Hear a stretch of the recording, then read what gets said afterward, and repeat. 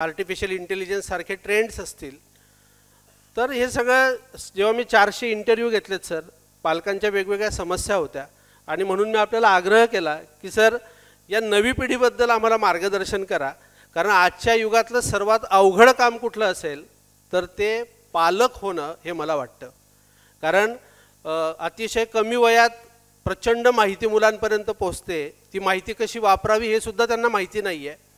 अशा परिस्थितीमध्ये एक आईने काय करावं, एक वडिलांनी काय करावं आणि हे करता करता उद्याचा भारत नेमका कसा निर्माण करावा, मला वाटतं हे आपल्याला आवटे सरांपेक्षा जास्त सुंदर कोणी सांगू शकत नाही. प्रचंड टाळ्यांच्या गजरात संजयजी आवटे सर, जोरदार टाळ्या आवटे सरांसाठी. खरं म्हणजे कुठल्याही कार्यक्रमाची सुरुवात करताना विचारपीठावरील मान्यवर असं म्हणण्याची पद्धत आहे, पण सगळे विचारपीठ माझ्यासमोर बसलेलं आहे. मला खूप छान वाटतंय आज. खरं म्हणजे मला येणं फारच अवघड होतं. आजचा दिवस संपादकांसाठी किती धामधुमीचा आहे तुम्हाला माहिती आहे. नागपुरात शपथविधी होतोय, त्यामुळे यांचा पत्ता कट त्यांचा पत्ता कट अशा बातम्या देणं, अशा वेळी संपादकांनी ऑफिसमध्ये असलं पाहिजे. त्यामुळे मला कितपत जमेल याविषयी मी साशंक होतो. आता मला असं वाटतंय की समजा मी आलो नसतो तर तुमचं काही बिघडलं नसतं, पण माझं बरंच बिघडलं असतं. कारण ही छान संध्याकाळ कदाचित मी मिस केली असती, मी चुकवली असती. आणि म्हणून आज मला इथे येणं फार महत्त्वाचं वाटतंय. जयदीप हा फार गुणी मुलगा आहे आणि जयदीप तुमची सगळी मुलं विजयी होणारच आहेत, कारण तुम्ही जयदीप आहात. सोबत जयश्री आहे, तिकडे जयेश आहे आणि बोलणारा संजय आहे. त्यामुळे विजयाची मला पूर्णपणे खात्री आहे. एक लक्षात घ्या, मगाशी जेव्हा लाईट गेली ती उगाच नाही गेली, ती विज्ञानाचं महत्त्व सांगण्यासाठी गेली.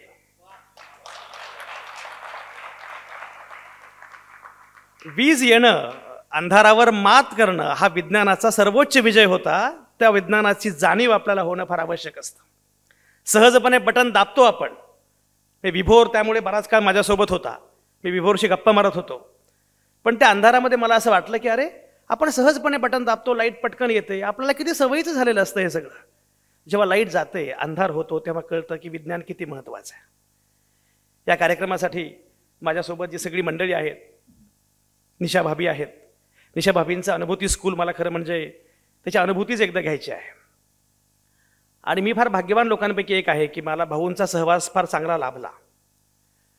भवरलालजी आणि माझ्या खूप चांगल्या गप्पा व्हायच्या. मी इथे पण येऊन त्यांच्याशी खूप बोललेलो आहे. एक दृष्टी असणारा द्रष्टा माणूस काय प्रकारे काम करतो.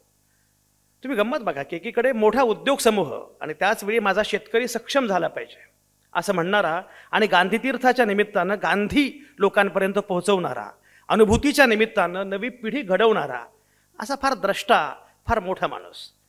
जे जग मला मिळालेलं आहे ते जग सोडताना त्याहून अधिक सुंदर जग मी सोडून जाईन असं म्हणणारा असा एक मोठा माणूस.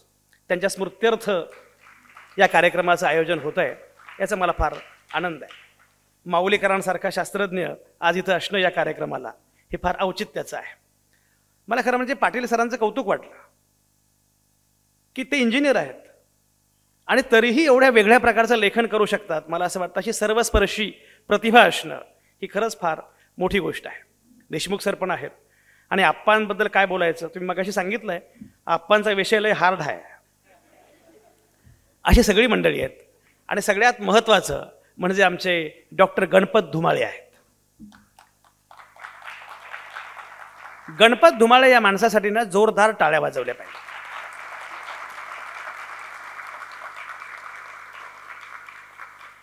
जर गणपत धुमाळे इथपर्यंत पोहोचू शकतात ना तर तुम्हाला निराश होण्याचा, आत्महत्या करण्याचा अजिबात अधिकार नाही. मला आजही आठवतं काही वर्षांपूर्वी प्राध्यापक डॉक्टर गणपत धुमाळे आणि त्यांना खांद्यावर घेणारे उद्धव धुमाळे हे त्यांचे सख्खे बंधू, धाकटे भाऊ, आणि ते माझ्याकडे यायचे तेव्हा मी पुढारीचा संपादक होतो. गणपत धुमाळे बाहेर बसलेले असायचे, उद्धव धुमाळे माझ्या केबिनमध्ये यायचे आणि म्हटलं कोण आहेत बाहेर? तर गणपत धुमाळे. काय करतात? पॉलिटिकल सायन्समध्ये काहीतरी. या सगळ्या प्रवासामध्ये हा माणूस आज महाराष्ट्रातला एक अत्यंत महत्त्वाचा पॉलिटिकल सायंटिस्ट आहे, अत्यंत महत्त्वाचा अभ्यासक आहे, महत्त्वाचा प्राध्यापक आहे. तुम्ही कल्पना करा, गणपत धुमाळे हे करू शकतात तर प्रत्येक जण करू शकतो, कारण ती वृत्ती तुमच्यामध्ये असली पाहिजे. ती चिकाटी, ती बिजीगुशी वृत्ती आपल्यापैकी प्रत्येकामध्ये असली पाहिजे. जयदीप, मला असं वाटतं तुमच्यामध्ये बाकी काही असो किंवा नसो, बस स्वप्न असलं पाहिजे.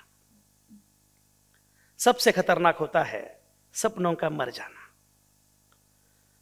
स्वप्न संपतं तेव्हा सगळं संपतं, आणि स्वप्न असतं तेव्हा खूप काही असतं. मला कमाल वाटत होती, पोरगा सांगतोय मला शास्त्रज्ञ व्हायचं आहे, बाप पूर्ण वेळ शेती करतोय. अरे किती छान मशागत करताय तुम्ही, शेतीमधून ही स्वप्न उगवली आहेत. आपण शेतकरी आहोत यार, आपल्याला हे माहिती असलं पाहिजे, पेरलं की उगवतं.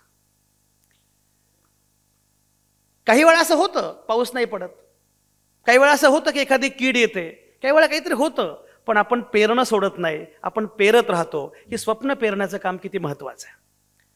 आणि मला याचा आनंद आहे की ही स्वप्न इथं पेरली जात आहेत, आणि ती स्वप्न उगवून यावी यासाठी जयदीप सारखा एक छान तरुण या सगळ्या स्वप्नांना बळ देतो आहे आणि सांगतोय की तुमचं स्वप्न फुलवणं हे माझं काम आहे. ही खूप छान गोष्ट आहे. आणि म्हणून मला असं वाटतं की सगळे स्वप्नाळू, म्हणजे मला क्षणभर असं वाटलं की आपण फारच महान माणूस आहोत, एवढे शास्त्रज्ञ आपल्या अवतीभोवती आहेत. प्रत्येक मुलगा यायचा, तुला काय व्हायचंय? सायंटिस्ट. तुला काय व्हायचंय? नासामध्ये मला जायचंय. तुला काय करायचं? इस्रोमध्ये जायचंय. तुला काय करायचं? अरे मी तुम्हाला सांगू का, अलीकडे जयदीप पुरस्कार वितरण समारंभाला मला जायचा कंटाळा येतो. सगळ्यांची उत्तरं एकसारखी, सगळ्यांची उत्तरं एकसारखी, प्रत्येकाला तेच करायचं. आणि आपल्याकडे अडचण काय माहिती आहे, विशेषतः आई मंडळींचा फार प्रॉब्लेम असतो. माझ्या जावेची मुलगी इंजिनिअरिंग करते, तू पण कर. दिराचा काहीतरी मुलगा अमुक करतो, तू पण कर. अरे मुलांना काही वेगळं करायचं असतं, मुलांना काहीतरी वेगळं घडवायचं असतं. अशा वेळी मुलांना हवं ते करू देणं सगळ्यात महत्त्वाचं, म्हणजे मुलांना स्वप्न पाहू देणं. तुम्ही गंमत बघा, मला तरुण मुला मुलींशी बोलायला फार आवडतं गणपत, कारण त्या सगळ्या मुला मुलींच्या डोळ्यांमध्ये स्वप्न असतात. आणि एक लक्षात घ्या, बाकी सगळ्यावर फार मोठा कर आहे भाभी, खूप मोठा टॅक्स आहे, पण अजूनही स्वप्नांवर टॅक्स नाही आहे. अजूनही स्वप्नांवर कुठलाही कर नाही आहे की मला शास्त्रज्ञ व्हायचं आहे म्हणजे एवढा कर, आणि मला IAS करायचं म्हणजे तेवढा कर, असा कर नाही आहे. अजून तरी स्वप्न करमुक्त आहे. अशा वेळी ही सगळी छान स्वप्न बघणारी मंडळी मला पुढे दिसत आहेत, आणि त्यांचं स्वप्न फुलवणारा एक छान माणूस मला समोर दिसतोय की जे स्वप्न फुलवतोय, एक संस्था उभी करणं. खरं म्हणजे जयदीप, मला असं वाटतं की 10 वर्षांपूर्वी तुम्ही ही संस्था सुरू केली तेव्हा अनेक जण हसायचे. बरं, आपल्याकडे हसणारे खूप असतात, आपल्याकडे बळ देणारे फार कमी असतात. हा काय प्रकार आहे? नोबेल विजेते आपल्याला तयार करायचे आहेत, यासाठी कोणी संस्था स्थापन करतं का? पण तुम्हाला मी सांगू का, मला शहाण्या लोकांविषयी खात्री नाही, मला अशा वेड्या लोकांविषयी मात्र आशा वाटते.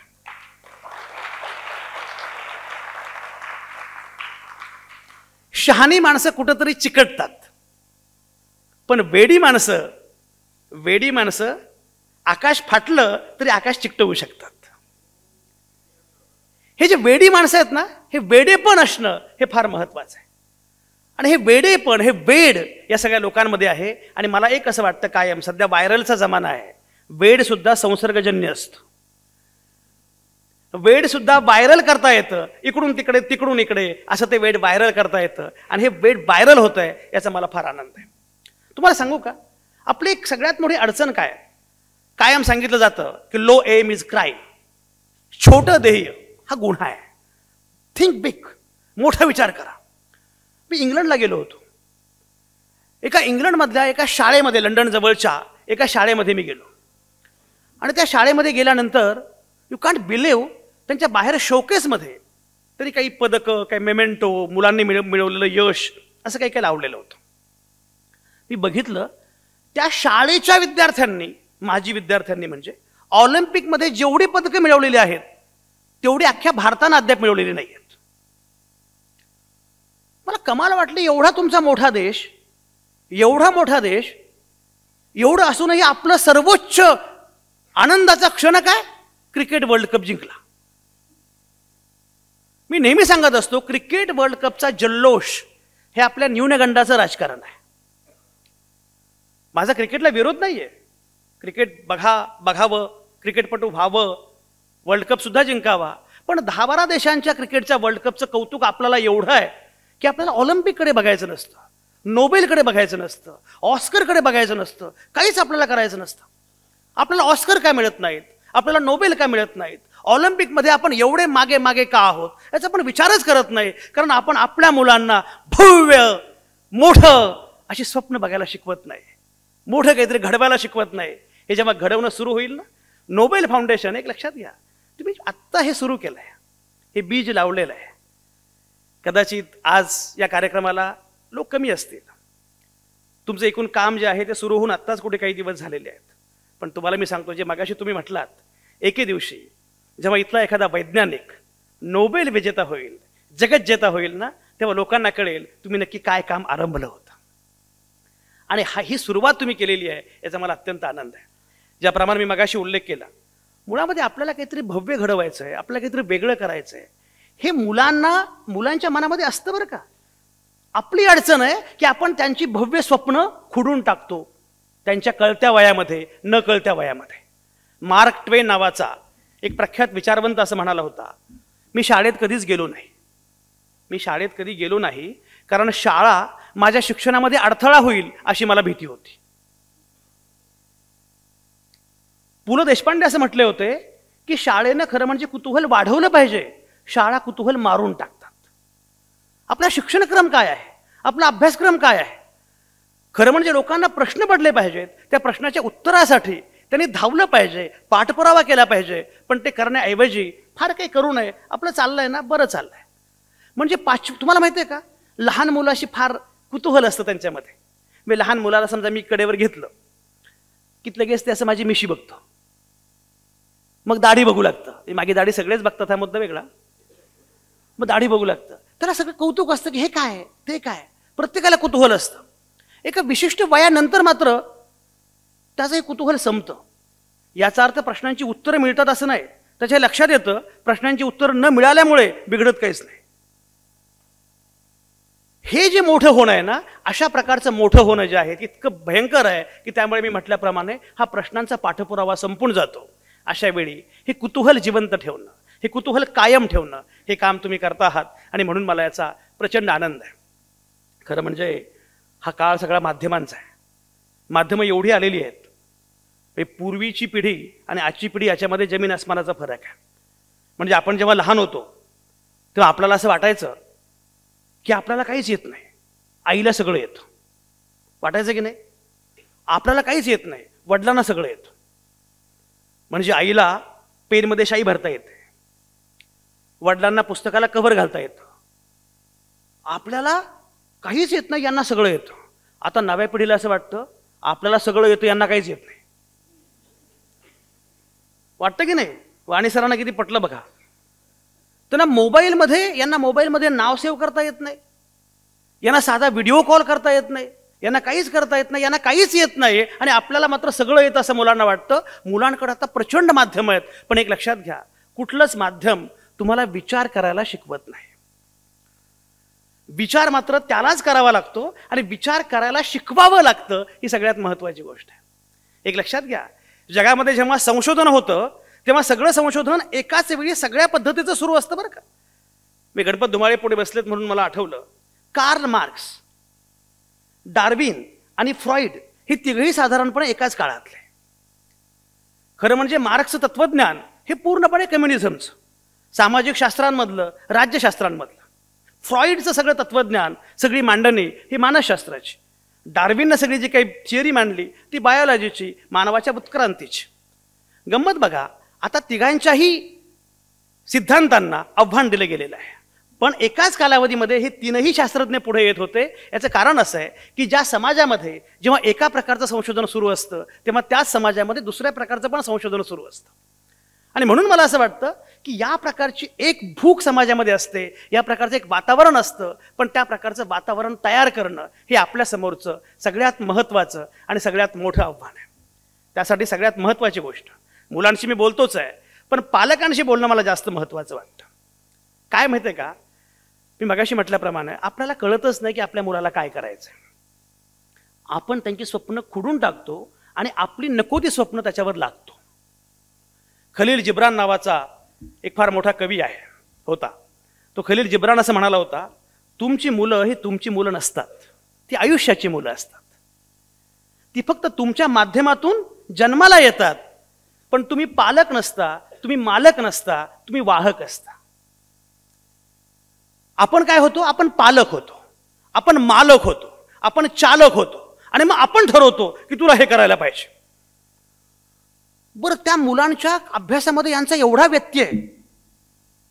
मध्यंतरी मी पालकत्वावर दिवाळी अंकासाठी मला एका संपादकीने सांगितलं, एक लेख लिहा. आता माझी अडचण अशी आहे की मी लिहायला सुरुवात करेपर्यंत मला माहिती नसतं मी काय लिहिणार आहे, आणि मी बोलायला सुरुवात करेपर्यंत मला माहिती नसतं मी काय बोलणार आहे. हे माझं बोलणं हा माझ्यासाठी पण धक्का असतो आणि माझं लिहिणं हाही धक्का असतो. उत्स्फूर्तपणे मी लिहायला सुरुवात केली आणि पहिलं वाक्य मी असं लिहिलं, जागरूक पालक हा मुलांच्या प्रगतीतला सगळ्यात मोठा अडथळा आहे. आप्पा बरोबर की नाही? म्हणजे मी जेव्हा शाळेमध्ये होतो तेव्हा आमच्या वडिलांना, मी त्यांनाही आप्पाच म्हणतो, त्यांचं वय आता 84 आहे. आमच्या आप्पांना माहितीही नसायचं की पोरगा नक्की कितवीला आहे. कुणी आले समजा की सगळ्यांना बोलवायचं. बरं, तेव्हा ती पद्धत होती, कुणी आले की ये संजू भाषण म्हणून दाखव, बरोबर की नाही? कविता म्हणून दाखव. पण 15 ऑगस्ट नुकताच झालेला असायचा, 15 ऑगस्टचं भाषण तयार असायचं. अध्यक्ष महोदय आणि बंधू भगिनींनो, असं भाषण करायचं की लगेच ते चॉकलेट द्यायचे. आणि बाळा तू मोठेपणी काय होणार? मी मध्यंतरी एका सोशल मीडियावर विनोद वाचला की कुणीतरी विचारलं लहान मुलाला, बाळ तू मोठेपणी काय होणार? तो म्हटला काहीही होईल, पण असे मूर्खासारखे प्रश्न विचारणार नाही.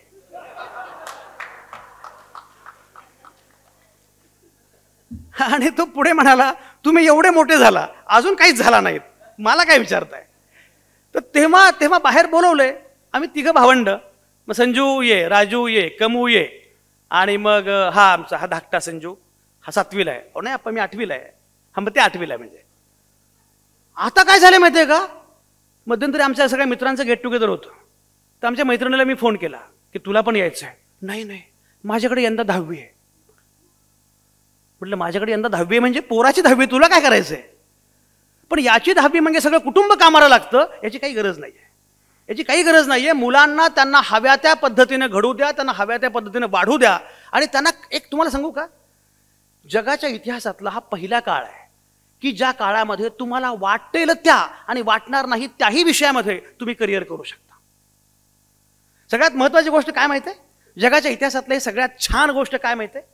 तुम्ही कुठल्याही जातीचे असा, कुठल्याही धर्माचे असा, कुठल्याही पंथाचे असा, तुम्ही शहरातले असा, गावातले असा, उपनगरांमधले असा, कुठलंही असा, तुम्हाला यशस्वी होण्याची समान संधी आहे. पूर्वी नव्हतं. तुम्ही स्त्री असा, पुरुष असा, तुम्हाला यश मिळवण्याची सारखीच संधी आहे. पूर्वी यश मिळवायचं असेल तर आप्पा पुरुष असणं ही पूर्वअट होती. यश मिळवायचं असेल तुम्ही विशिष्ट जातीची असणं ही पूर्वअट होती. तुम्हाला यश मिळवायचं असेल तुम्ही या शहरांमधले असणं ही पूर्वअट होती. आता मात्र मला इतकं छान वाटलं. मगाशी हात वर करा कोण शेतकरी, कोण मला म्हटले पूर्ण वेळ शेती करतो. बघा हे बघा, हे 2 लोक मला भेटले, पूर्ण वेळ शेती करतो आणि पोरांना शास्त्रज्ञ व्हायचंय. शेतकऱ्याची पोरं अशा प्रकारे वैज्ञानिक होण्याचं स्वप्न बघू शकतात. मी म्हटलं ना की जगाच्या इतिहासातला हा सगळ्यात सर्वोत्तम थोर कालखंड आहे की या कालखंडामध्ये तुम्हाला हवं ते करू शकता तुम्ही. ही किती छान गोष्ट आहे. मला कमाल वाटली. ते गुकेशला मी बघत होतो. मला काही बुद्धिबळातलं फार कळतं असं नाही, खेळातलं मला काही फार कळतं असं नाही कोण खरं म्हणजे. पण गुकेशला मात्र मी ते यूट्यूब, थँक्स टू यूट्यूब, मी त्याची सगळी ती खेळी बघत होतो. आणि मला बाकी त्या खेळींपेक्षा सुद्धा 18 वर्षांचा पोरगा, अरे टीनेजर मुलगा, तुम्ही कल्पना करा की 18व्या वर्षी काय कोलाहल असतो. वादळी वय असतं, पौगंडावस्था म्हणजे वादळी वय आहे. या पौगंडावस्थेतला 18 वर्षांचा हा चिमुरडा बसलेला आहे, पुढे जगज्जेता आहे, बलाढ्य चीनचा बलाढ्य खेळाडू, तो जगज्जेता आहे. त्यानं यश मिळवलं, यापूर्वी जागतिक स्पर्धा जिंकलेली आहे. याच्यापेक्षा जवळपास 14-15 पावसाळे उन्हाळे जास्त पाहिलेत. एवढा सगळा पोरगा, आणि तरी या पोराच्या चेहऱ्यावर एकदम शांत संयम. आणि जेव्हा लक्षात येतं की आता आपण जिंकतोय तेव्हा फक्त थोडं स्मित करतो, जरा एक फेरी मारतो, पुन्हा शांतपणे बसतो, पुन्हा चेहरा गंभीर. खरं म्हणजे तो हरणारच होता गुकेश, पण त्याला लक्षात आलं की आता काहीतरी हा गडबड करतोय, आणि त्यानं गडबड केली, त्यानं पटकन फायदा घेतला आणि गुकेश जिंकला.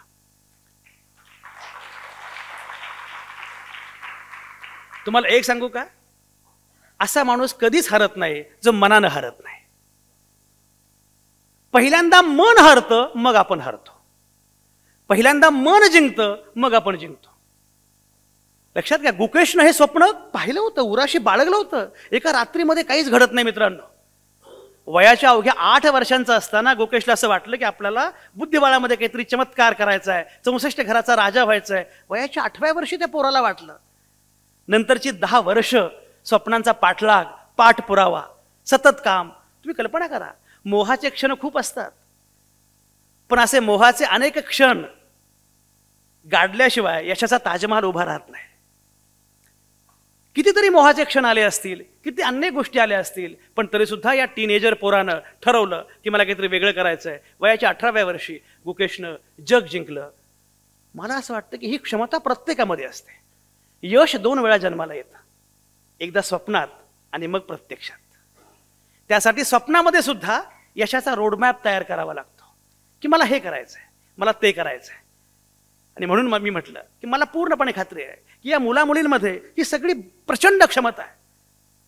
तुम्ही करू शकता, तुम्ही वेगळं काही करू शकता. फक्त काय असतं, मी मगाशी म्हटल्याप्रमाणे प्रत्येकाला जयदीप नाही मिळत.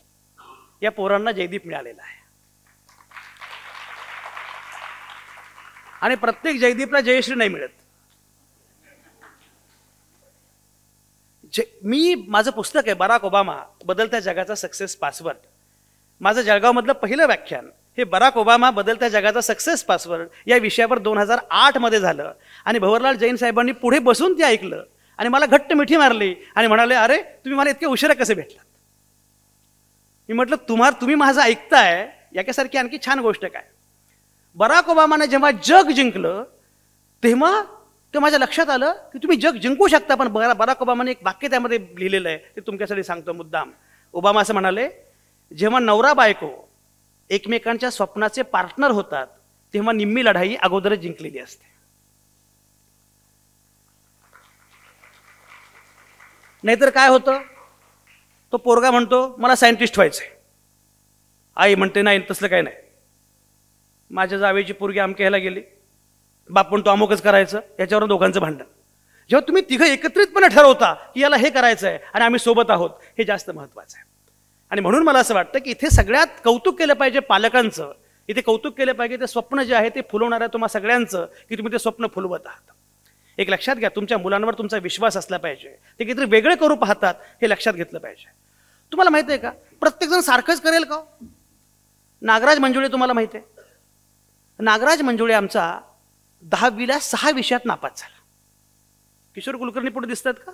काय किशोर, अरे वा, हा बघा हस्ताक्षरवाला माणूस आहे आमचा. नागराज मंजुळे आमचा, अनिल जोशी गेले मला वाटतं, नागराज मंजुळे आमचा 6 विषयात नापास झाला. 6 विषयात नापास झाला 10वीला. त्याला मी विचारलं, नागराज म्हटलं 6 विषयात कसा नापास झाला? तो म्हटला, सर 6च विषय होते.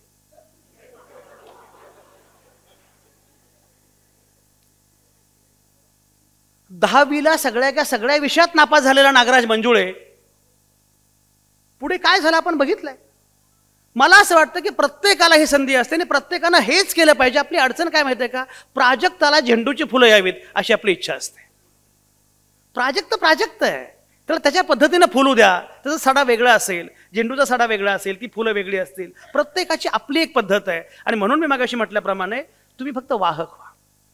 तुम्हाला माहिती आहे, भाभी तुम्हाला सांगतो, जगातली सगळी मोठी माणसं ही कधी ना कधी शिक्षणाच्या क्षेत्रामध्ये काम करत होते.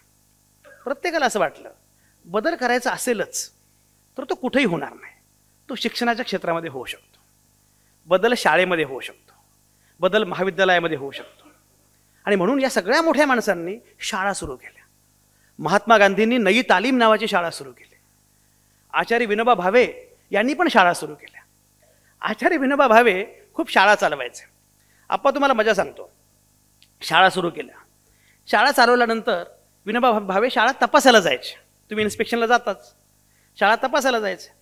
आता शाळा तपासायला गेले की तुम्हाला गंमत माहिती आहे, पोरं अशी गुणी असतात की एरवी उत्तर देतात, साहेब आले की उत्तर देत नाहीत. हे आप्पा आले की उत्तर देणार नाहीत, तो उत्तरच द्यायची नाहीत. त्याच्यामुळे आचार्यांना जरा वाईट वाटलं. आचार्य खट्टू झाले. आचार्य म्हणाले मुलांची काही तयारी नाही आहे. तेव्हा शिक्षक थोडे वरमले आणि नम्रपणे, शक्य तेवढ्या नम्रपणे शिक्षक म्हणाले, आडात नाही तर पोहऱ्यात कुठनं येणार, आडात नाही तर पोहऱ्यात कुठनं येणार. आचार्य म्हणाले तुम्ही फारच उद्धट दिसता. म्हणे नाही, मी नम्रपणे म्हणतोय की आडात नाही तर पोहऱ्यात कुठनं येणार. आचार्य विनोबा भावे म्हणाले तुम्ही स्वतःला आड समजता का? तुम्ही आड नाही आहात, तुम्ही पोहऱ्याला आडाकडे घेऊन जाणारा दोर आहात. Your mayor vehicle. आपण व्हेइकल आहोत हे लक्षात घेतलं पाहिजे आणि आपल्या मुलामुलींना काय करायचंय हे आपण ठरवलं पाहिजे.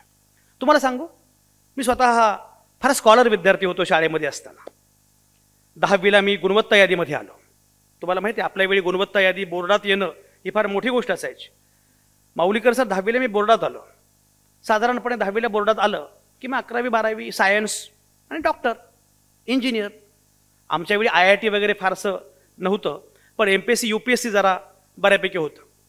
त्यामुळे IIT वगैरे असं नाही, पण डॉक्टर इंजिनियर UPSC असं काहीतरी होतं. तर मी डॉक्टर व्हावं अशी सगळ्यांची इच्छा होती.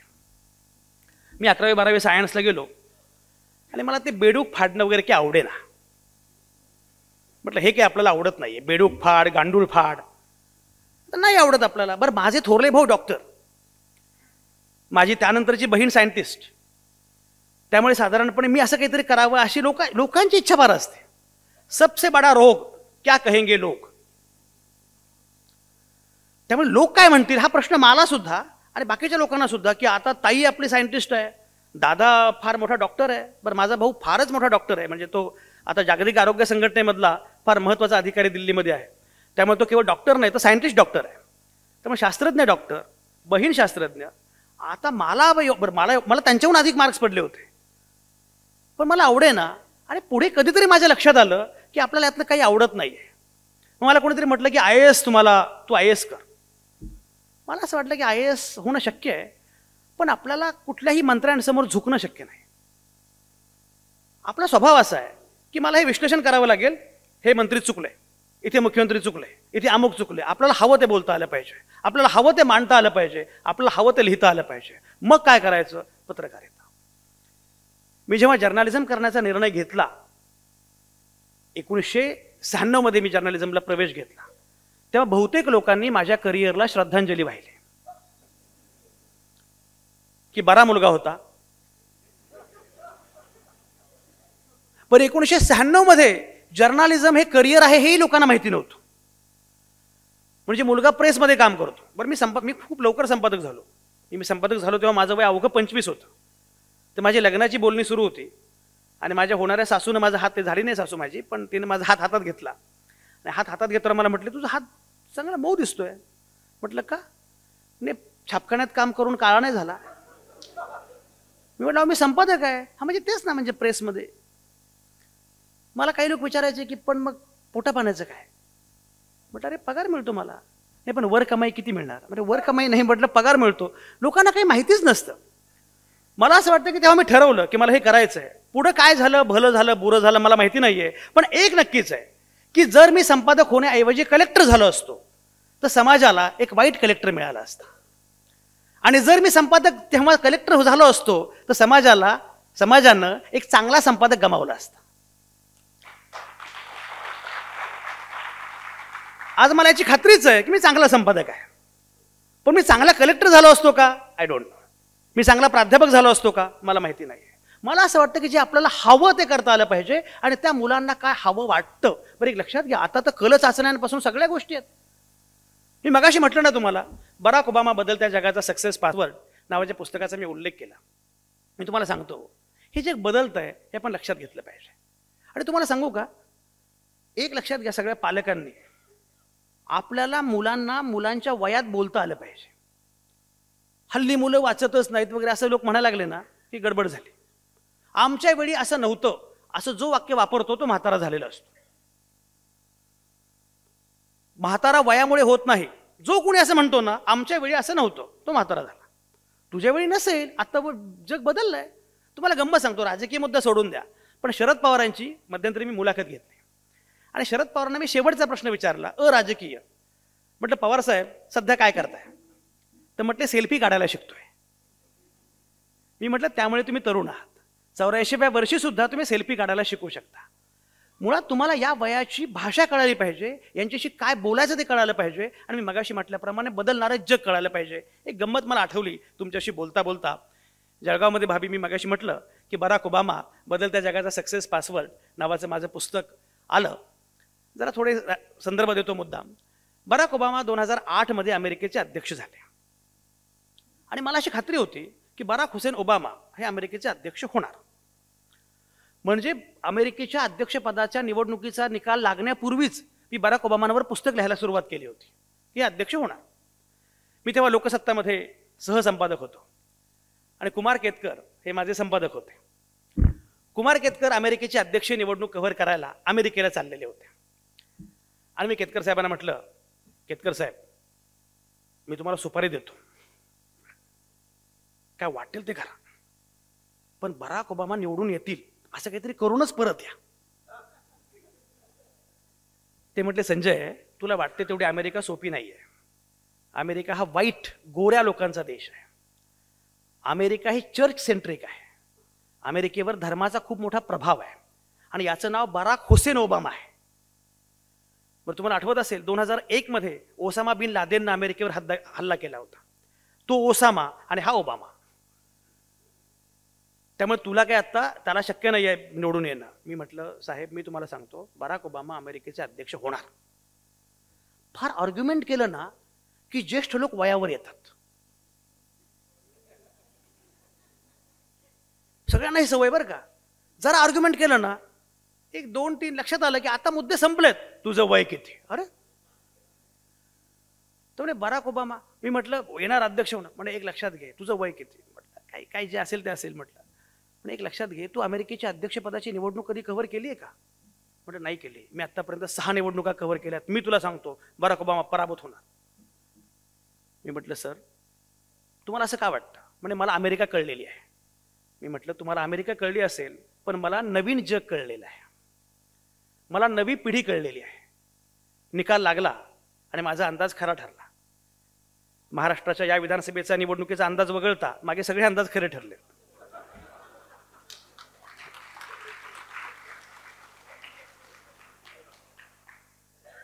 आणि यावेळी ज्यांचा अंदाज खरा ठरला असा माणूस मी शोधतोय.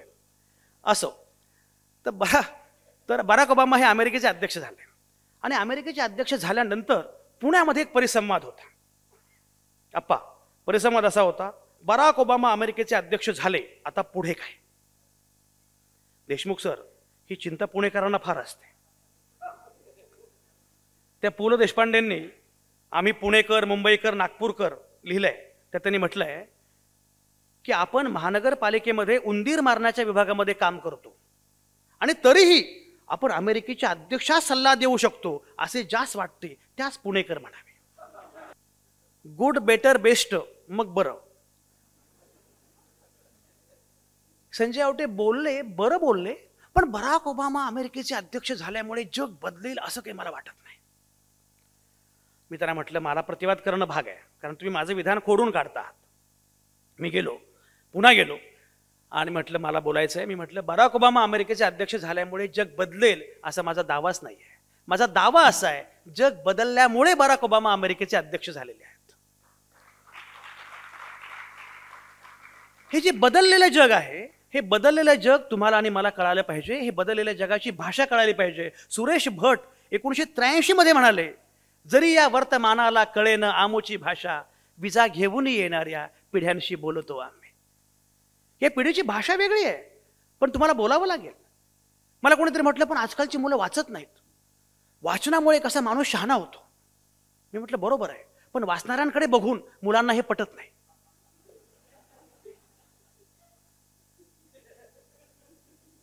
जरा उशिरा कळलं. ह्याचा अर्थ वाचू नये असं मी म्हणत नाही. माझा तर उद्योगच वाचनाचा आहे आणि 15 पुस्तकं मी लिहिली आहेत. पण मी तुम्हाला सांगतो की शेवटी प्रत्येक पिढीची आपली माध्यमं पण असतात आणि ती माध्यमं आपण नाकारून चालणार नाही. म्हणजे तो युट्यूब बघतोय म्हणजे वाईट आणि मी पुस्तक वाचतोय म्हणजे ग्रेट. त्याची ती माध्यमं आहेत, ती माध्यमं समजून घेतली पाहिजेत आणि त्या भाषेत तुम्हाला बोलता आलं पाहिजे. मला असं वाटतं की या भाषेत आपण मुलांशी संवाद केला. सगळ्यात महत्त्वाची गोष्ट मी मगाशी म्हटल्याप्रमाणे मुलांना हवं ते करू दिलं पाहिजे, क्रमांक 1. आणि क्रमांक 2, सगळ्यात महत्त्वाची गोष्ट मी अत्यंत कळकळीनं तुम्हाला लोकांना सांगतोय. मध्यंतरी डॉक्टर अजित रानडे नावाचे प्रख्यात इकॉनॉमिस्ट आमच्याकडे कार्यालयामध्ये आले होते. त्यांना मी म्हटलं, डॉक्टर रानडे, आत्ताच्या समाज व्यवस्थेबद्दल तुम्हाला काय वाटतं? म्हटले, मला सगळ्यात चिंता वाटते, सगळ्यात भीती वाटते, सगळ्यात दुःख होतं ते म्हणजे आपण उद्याच्या पुढच्या पिढीचं भविष्य हिरावून घेतो आहोत. त्यांचा शब्द असा होता, आपण पुढच्या पिढ्यांचं पाकीट मारतो आहोत. म्हटलं, पाकीट मारतोय म्हणजे काय? म्हटलं, तुम्ही कल्पना करा, तुमच्या विकासाच्या नको त्या कल्पनांपायी तुम्ही पर्यावरण संपवून टाकताय, नद्या संपवून टाकता आहात. 2-3 पिढ्यानंतर जर या शहराला पाणीच नसेल तर ही पिढी करणार काय? 2-3 पिढ्यानंतर पर्यावरणाचा पूर्ण ऱ्हास झालेला असेल तर ही मुलं करणार काय? आणि म्हणून ते मला असं म्हणाले की सगळ्यात महत्त्वाची गोष्ट म्हणजे आपली विकासाची कल्पना ही थोडीशी सार्वजनिक सेवांच्या अनुषंगानं महत्त्वाची असली पाहिजे. मग त्यांना म्हटलं, म्हणजे काय? What is development? आपल्याकडे काय झालं आता, मेट्रो आणि मेट्रो म्हणजे विकास असा काहीतरी गैरसमज झालेला आहे. भव्य काहीतरी करायचं म्हणजे विकास असं काहीतरी आपल्याकडे झालेलं आहे. मी म्हटलं, म्हणजे काय? ते म्हटले, मला आवटे साहेब, तुम्ही कधी फ्रान्सला गेलाय का? म्हटलं, फ्रान्सला नाही गेलो. बऱ्याच देशांना गेलोय मी जगातल्या, पण फ्रान्सला गेलो नाही. तसंही जगातल्या प्रत्येक देशाला जाऊ शकेल असं आपल्याकडे एकच माणूस आहे. त्यामुळे मी काही म्हटलं गेलो नाहीये.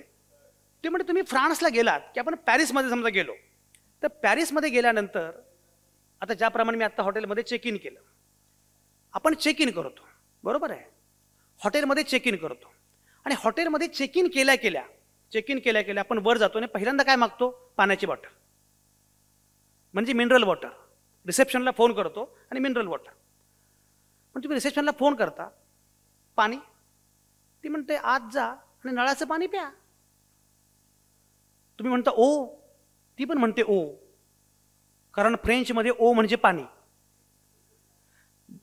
डॉक्टर रानडे पुढे असं म्हणाले, ते फार महत्वाचं आहे, की ज्या शहरामध्ये, ज्या गावामध्ये सार्वजनिक किंवा कुठल्याही नळाचं पाणी तुम्ही डोळे झाकून पिऊ शकता, त्याला विकास म्हणतात.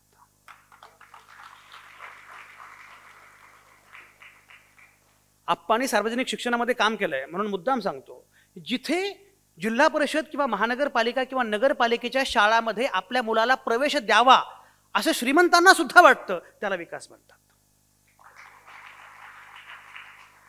जिथे सार्वजनिक वाहतुकीने आपण प्रवास करावा असं कोणालाही वाटू शकतं, त्याला विकास म्हणतात.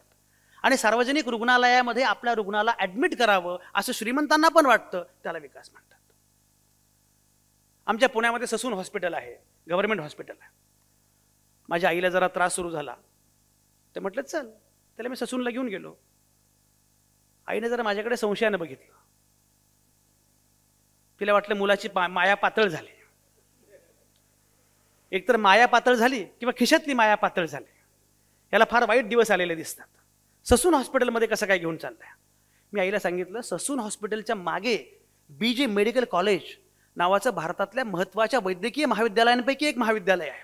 इथे जेवढे डॉक्टर आहेत तज्ज्ञ, तेवढे भारतातल्या कुठल्याही प्रायव्हेट हॉस्पिटलमध्ये नाहीत.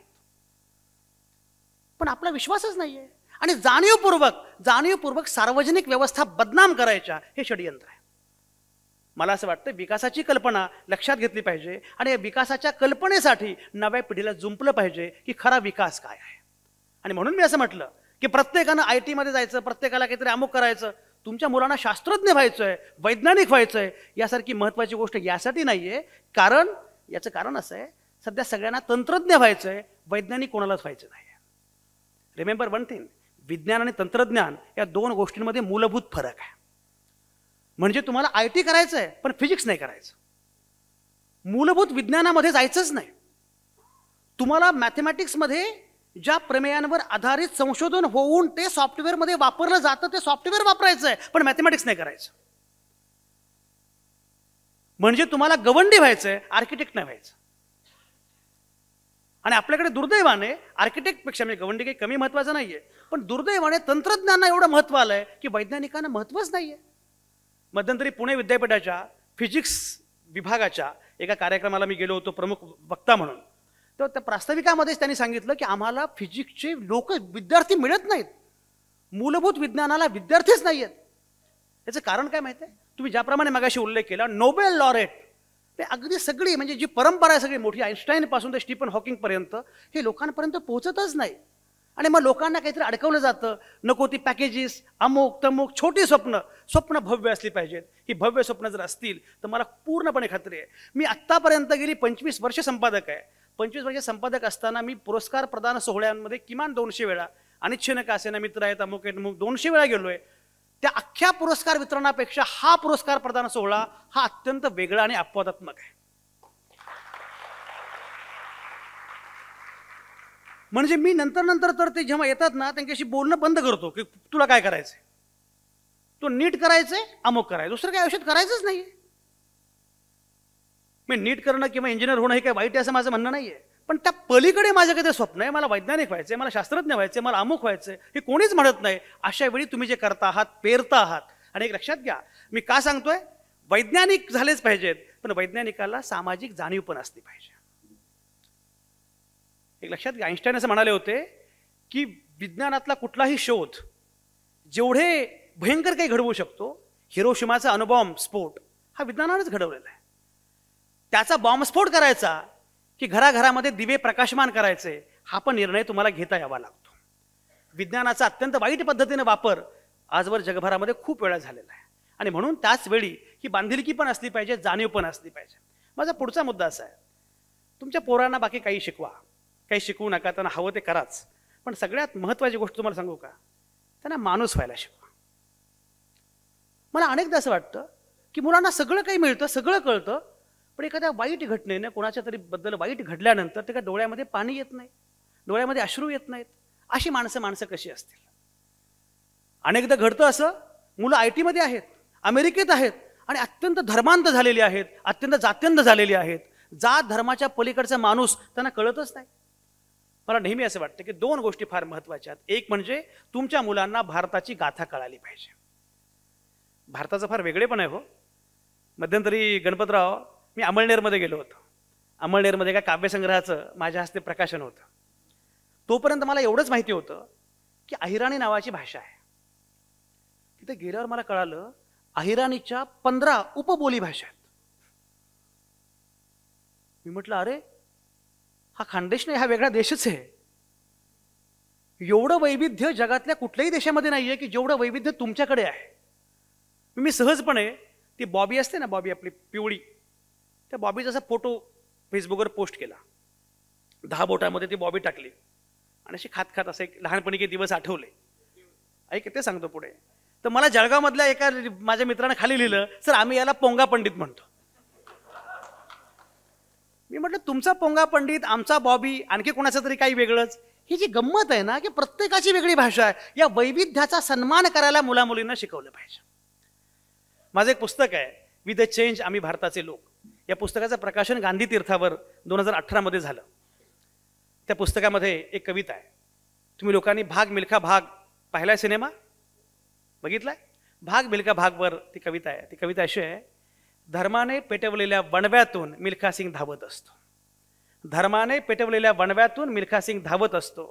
धावणाऱ्या मिल्खाच्या रूपात फरहान अख्तर दिसतो. टाळ्या पिटणाऱ्या कोणालाच दोघांचाही धर्म ठाऊक नसतो. अरे तुम्ही कितीही नाकारलीत तरी हीच माझ्या देशाची गाथा आहे.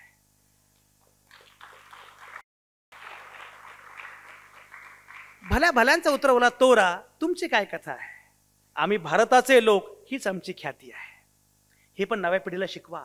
नाहीतर ते वैज्ञानिक होतील, शास्त्रज्ञ होतील, पण ते मुस्लिम, आपण हिंदू, काहीतरी ताण आहे.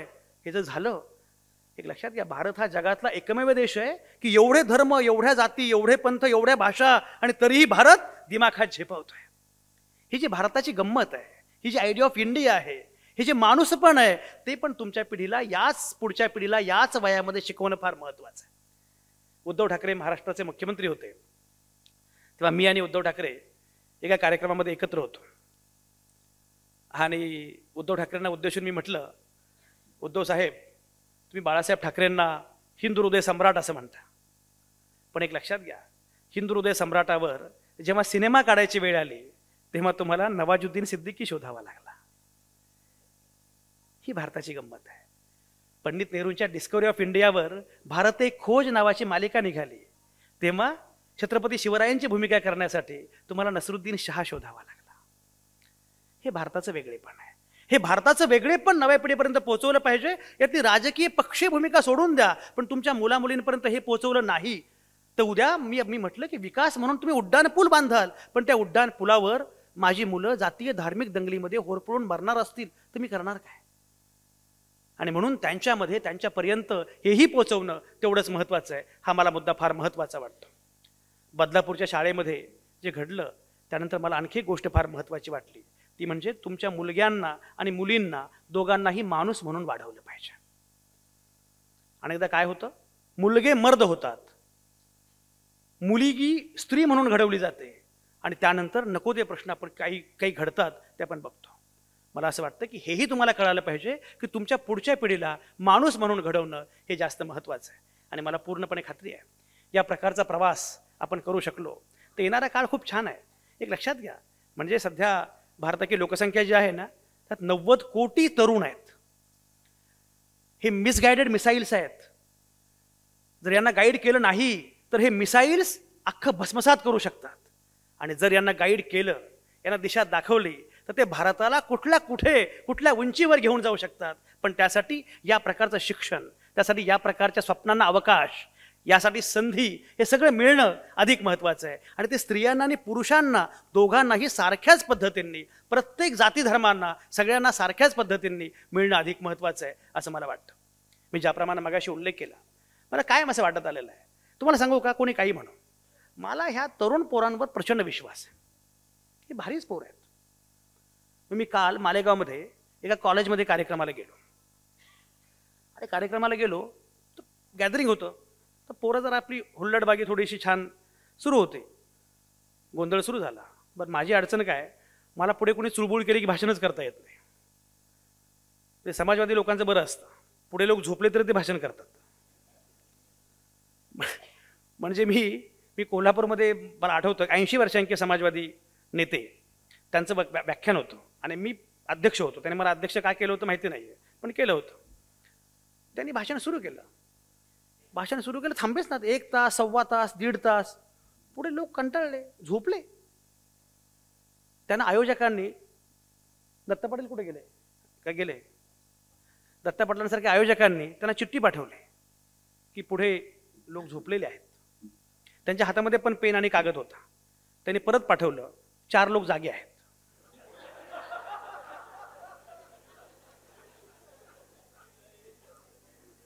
त्या भाषणामध्ये मी एक सूत्र सांगितलं, म्हटलं हे बडबड करणं बंद करा. म्हटलं आता इथून पुढे आपण एक सूत्र करू जाहीर कार्यक्रमांचं, 100 वजा तुमचं वय, तेवढेच मिनिटं बोलायचं.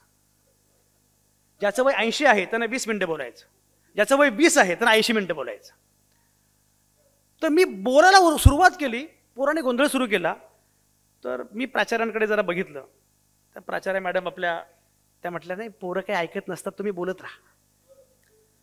मी त्यांना असं म्हटलं, जी मुलं ऐकत नाहीत असं वाटतं तीच पोरं ऐकत असतात, आणि जे मोठे ऐकतात असं वाटतं ते अजिबात ऐकत नसतात. मोठ्यांनी ऐकण्याचं अभिनय कौशल्य विकसित केलेलं असतं. आणि दुसरी गोष्ट अशी आहे की हे मोठ्यांनी ऐकून उपयोग काय, आता यांच्यापेक्षा काही वाईट त्यांचं होणार नाही. जे काही व्हायचं ते यांचं होणार आहे. आणि म्हणून मला असं वाटतं की या पिढीशी बोलणं, त्यांच्या भाषेमध्ये बोलणं, त्यांच्या पद्धतीनं बोलणं हे जास्त महत्त्वाचं आहे. ज्येष्ठांना सवय काय असते माहिती आहे का, काही त्याला विचारायचं नाही, समजून घ्यायचं नाही, डोस द्यायचे. मी नेहमी म्हणतो आपण तरुणांना बोल लावतो, बोलत नाही. मी माझे वडील वय वर्ष 84, एक मित्र आला माझ्याकडे, तरुण पोरगा, आणि मी आप्पांना म्हटलं, आप्पा, हा म्हटलं पराग, म्हणजे काय करतो, म्हणजे नासामध्ये सायंटिस्ट आहे तो म्हटला. आणि तो आहे, पराग नावाचा एक चांगला मित्र आहे आमचा, नासामध्ये सायंटिस्ट आहे.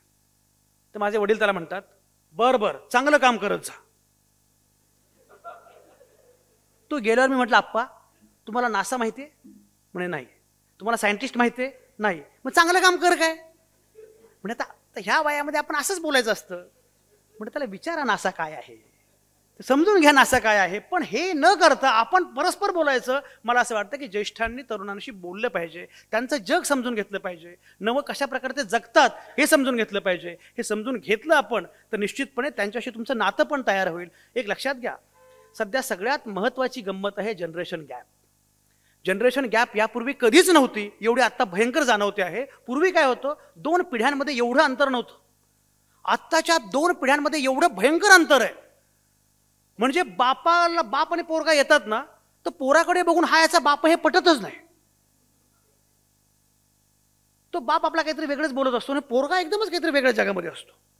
ही जी जनरेशन गॅप आहे, ही गॅप तुम्हाला संपून टाकायची असेल तर एकच मार्ग आहे, तो म्हणजे संवाद. कुटुंबामध्ये संवाद होणं फार महत्वाचं आहे. आणि अलीकडे एक सगळ्यात मोठं यंत्र जे आहे, एका मोठ्या मशीनची मला फार चिंता आहे. मी त्या निवडणुकीबद्दल बोलत नाही. एक मशीन जे आहे ते म्हणजे मोबाईल. मोबाईल नावाची जी गोष्ट आहे ना, त्या गोष्टीनं पोरांनी विचारच करू नये अशी सगळी तयारी केलेली आहे. तुम्हाला माहिती आहे, व्यवस्थेला कोणाची भीती वाटत नाही, त्यांना विचार करणाऱ्या माणसांची भीती वाटते. तुमच्याकडे शस्त्र आहेत, त्यांना भीती वाटत नाही. तुमच्याकडे विचार आहे, तुम्ही विचार करता, याची भीती वाटते. नव्या पिढीने विचारच करू नये यासाठीचं षडयंत्र म्हणजे मोबाईल आहे. ते पूर्वी होतं ना, बाळ रडत होतं, ग्राईप वॉटर दे त्याला. आता बाळ विचार करतंय.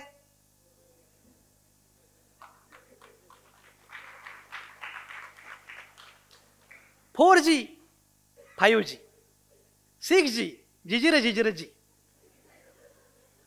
तुम्ही जिजिर जिजिर जी म्हटलं पाहिजे. मला लष्करी तोयबाची भीती वाटत नाही, मला लष्करी होयबाची भीती वाटते. येस सर, येस सर का? Y sir? वाय सर म्हटल्याशिवाय वैज्ञानिक तयार होत नाहीत. येस सर फक्त कारकून तयार करतं, वाय सर वैज्ञानिक तयार करतं.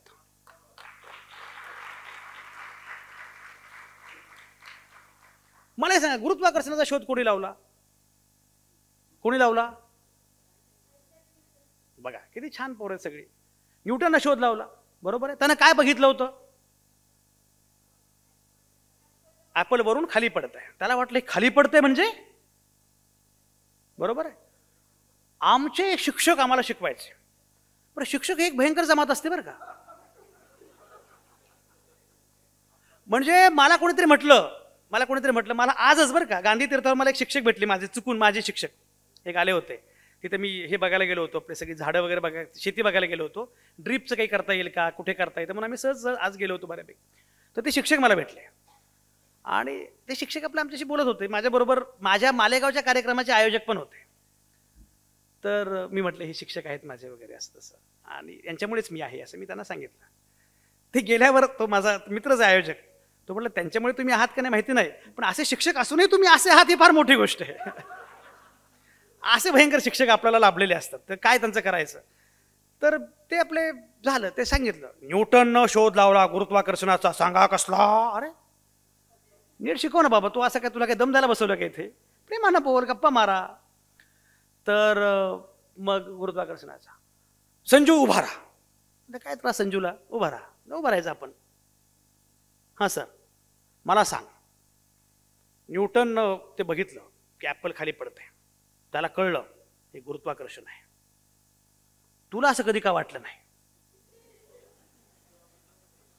तू पण रस्त्यानं जातोस, कैरी खाली पडते, तुला कधी प्रश्न पडला का?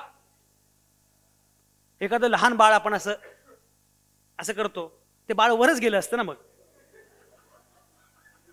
गुरुत्वाकर्षण नसतं. ते कुठली ती कुणी असं केलं आणि वीज कंस, तेव्हा गुरुत्वाकर्षण बहुतेक नव्हतं. म्हणजे तर म्हणे असं ते. आता माझ्या मनात आलं की सर मी जाऊ द्या, पण आपल्याला कधी हा प्रश्न पडला होता का? पण आता शिक्षकांना असं कसं म्हणायचं? तर मी त्यांना म्हटलं ते जाऊ द्या म्हटलं, पण न्यूटननं सुद्धा ते सफरचंद खाली पडतं हे पहिल्यांदाच बघितलं का? यापूर्वी कधीतरी बघितलं असेल ना. याचा अर्थ असा की आयुष्यामध्ये ती वेळ पण यावी लागते. मला असं वाटतं की नोबेल फाउंडेशननं ही वेळ आणलेली आहे, ही ती वेळ आहे. मोहनदास करमचंद गांधी नावाचा माणूस, आम्हाला पूर्वी थोरांची ओळख नावाचं पुस्तक होतं ना, आपल्यापैकी सगळ्यांना थोरांची ओळख. आता थोरांची ओळख आहे का? आता टीव्ही लावला की चोरांची ओळख होते.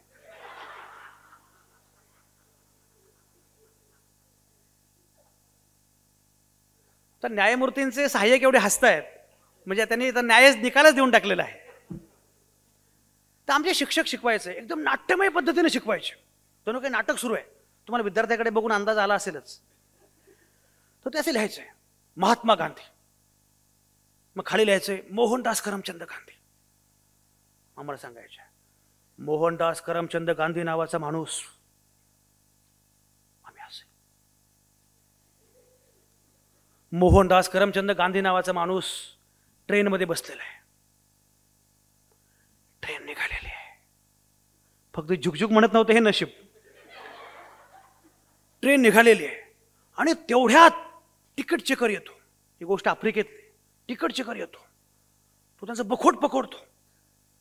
बखोट पकडून म्हणतो यू ब्लॅक, तू इथे गोऱ्यांच्या डब्यामध्ये कसा काय बसलास कृष्णवर्णी असून सुद्धा. तर पकडतात आणि ढकलून देतात. मग पॉज. ट्रेनमध्ये जो होता तो होता मोहनदास करमचंद गांधी आणि प्लॅटफॉर्मवर जो आला तो आला महात्मा गांधी. माझ्या गावाला पण रेल्वे स्टेशन होतं.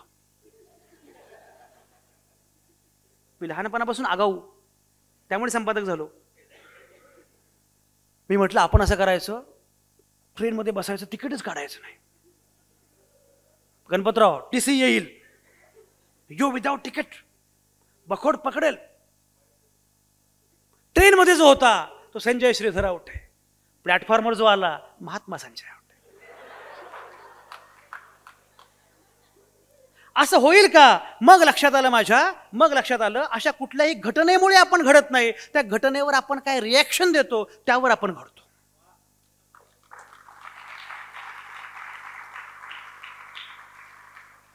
अनेकदा घटना एकच असते. लक्षात घ्या, सचिन तेंडुलकर आणि विनोद कांबळी प्रवास सारखाच आहे. सचिन झाला, विनोद कांबळी झाला. विनोद कांबळीचं दुःख असेल, शल्य असेल, नाही असं नाही, मी काही त्याला दोष देत नाही. पण एकाच प्रकारच्या संधी, एकाच प्रकारची क्षमता, एकाच प्रकारचं सगळं सामर्थ्य असताना सुद्धा तुमचा सचिन तेंडुलकर पण होऊ शकतो, तुमचा विनोद कांबळी पण होऊ शकतो. तुमच्यामध्ये एक लक्षात घ्या, माणसामध्ये म्हणजे कदाचित सचिन तेंडुलकर पण विनोद कांबळी होऊ शकला असता. त्याच्यामध्ये पण एक क्षमता, ही पण क्षमता असते. बिघडण्याची पण एक क्षमता असते. वाया जाण्याची पण क्षमता असते. ती प्रत्येक माणसामध्ये असते. मोहनदास करमचंद गांधी हा माणूस एवढा मोठा का झाला? कारण तो कायम आपल्यातल्या त्या सगळ्या अंधकारावर मात करत राहिला. पण ते त्याच्यात नव्हतं असं होतं का? होतच. वाईट गोष्टी प्रत्येकामध्ये असते. मी मगाशी म्हटलं ना, गुकेश समजा जो ज्या प्रकारे मोठा झाला, पण त्याच्याही मनामध्ये काहीतरी आलं असेल ना 16व्या वर्षी 17व्या वर्षी, हे कुठे काय करत बसलोय, लोक चालले जरा आपण काहीतरी मित्रांसोबत काहीतरी किमान एखादी गंमत करू, एखादी सिगरेट ओढून बघू, काहीतरी काय तंबाखू खाऊन बघू, दारू पिऊन बघू, वाटू शकतं ना. पण एक लक्षात घ्या, मी नेहमी सांगतो, दारूनं त्यांनाच आनंद मिळतो ज्यांना आनंदाचे खरे मार्ग माहीत नसतात.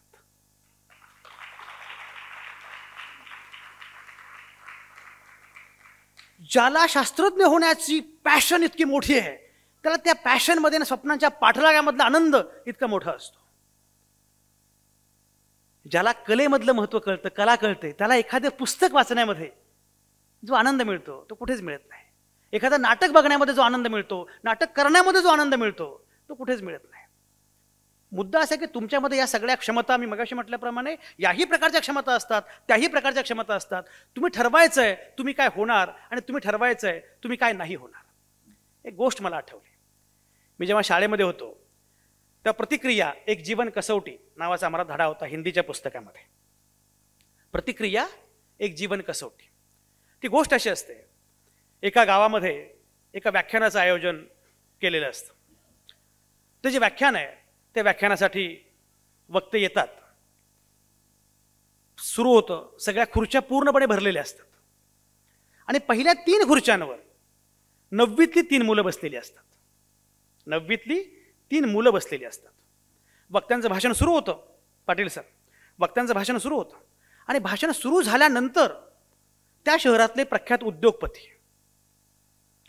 त्यांची बायको, त्यांची मुलगी हे तिघे येतात. आता आयोजकांना प्रश्न पडतो, हे बसतील कुठे? त्यांचं लक्ष जातं, ही मुलं बसलेत. आपण एरवी बालहक्क वगैरे बरंच बोलत असतो, पण पोरांना उठवायला आपल्याला काय वाटत नाही. ते पटकन त्या मुलांकडे जातात. इथं काय करताय? पण काय करतोय म्हणजे काय भाषण ऐकतोय? उठा, मागे जाऊन उभे राहा. पौगंडावस्थेमध्ये अपमान फार लवकर होतो आणि झोमतो पण. ते तिघही उठतात, पण त्या तिघांनाही प्रचंड आपला अपमान झाला अशी भावना असते. आणि जयश्री, त्या तिघांना अपमान होण्याचं काय कारण असतं माहिती आहे का? ती उद्योगपतीची मुलगी त्यांच्या वर्गातली असते. वर्गातल्या मुलीसमोर अपमान? अप्पा, हे पाप आहे. तुम्ही मुलाला कानाखाली मारा खाजगीत, त्याच्या वर्गातल्या मुलीसमोर, मैत्रिणीसमोर. मी कॉलेजमध्ये असताना मला तो आमचा मित्र सांगायचा, हे बघ, तू मला भावड्या बिवड्या म्हणतो ना, ते आपण असताना तिच्या समोर नीट हाक मारायची. त्यांना अपमान होतो, तिघही मागे जातात. तिघांचाही अपमान सारखाच झालाय की नाही? सारखा तिघांनाही उठवलं गेलेलं आहे, तिघांचाही अपमान झालेला आहे. तिघांना असं वाटतं ही उद्योगपतीची पोरगी गणितामध्ये नापास होते, मी गणितात टॉपर, पण त्यांच्याकडे पैसा आहे. आपल्याला मागं हाकललं गेलं. पहिला मुलगा म्हणतो, मुळात आपण चूक केली, इथून पुढे कुठल्याच कार्यक्रमाला पहिल्या रांगेत बसायचं नाही. साधी गोष्ट की नाही? It was his conviction. दुसरा मुलगा म्हणतो, अच्छा, ती पोरगी श्रीमंत आहे म्हणून तिला पहिल्या रांगेमध्ये बसायला मिळालं, मी गरीब आहे, काय वाटेल ते करेन बॉस, एवढा पैसा मिळवेन की मला प्रत्येक जण सांगून पहिल्या रांगेत बसवेल. तिसरा मुलगा असं म्हणतो, ज्या समाज व्यवस्थेमध्ये माणसांची किंमत पैशाच्या फुटपट्टीवर केली जाते, ती व्यवस्थाच मी बदलून टाकेन.